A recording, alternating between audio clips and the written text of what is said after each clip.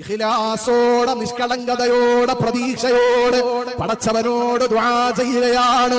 പ്രതീക്ഷയോടെ ചോദിച്ചോ, അത് എവിടെ ഇരുന്ന് ചോദിച്ചാലും, അത് കേരളത്തിലാകട്ടെ ഗൾഫിന്റെ മണ്ണിലാകട്ടെ ലോകത്തിന്റെ എവിടെ പോയിരുന്നിട്ടും ഇഖ്ലാസോടെ പടച്ചവനോട് ചോദിച്ചാൽ അല്ലാഹു തരുമെന്നത് ഉറപ്പാണ്. പ്രിയപ്പെട്ടവരെ, അംർ ബിനുൽ ജമൂഹ് റളിയല്ലാഹു അൻഹു പരിശുദ്ധമായ ഉഹദിന്റെ കവാടത്തിന്റെ മുമ്പിൽ നിന്നിട്ട് അല്ലാഹുവോട് ദുആ ചെയ്യുന്നു.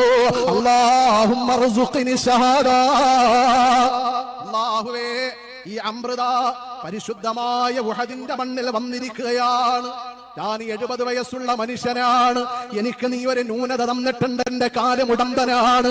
ഈ മുടന്ത് കാലുമായി ഈ ഉഹദിന്റെ മണ്ണിൽ വന്നത് തിരിച്ചു വീട്ടിലേക്ക് പോകാനില്ല. എന്റെ മക്കൾ എന്നെ കാത്ത് വീട്ടിലിരിപ്പുണ്ട്. എന്റെ ഭാര്യ എന്നെ കാത്ത് വീട്ടിലിരിപ്പുണ്ട്. എന്റെ കുടുംബക്കാരെന്നെ കാത്ത് വീട്ടിലിരിപ്പുണ്ട്. റബ്ബേ, ഈ ഉഹദിന്റെ മണ്ണിൽ നിന്ന് നീ എന്നെ തിരിച്ചു വീട്ടിലേക്ക് പറഞ്ഞു വിടല്ലേ റബ്ബേ.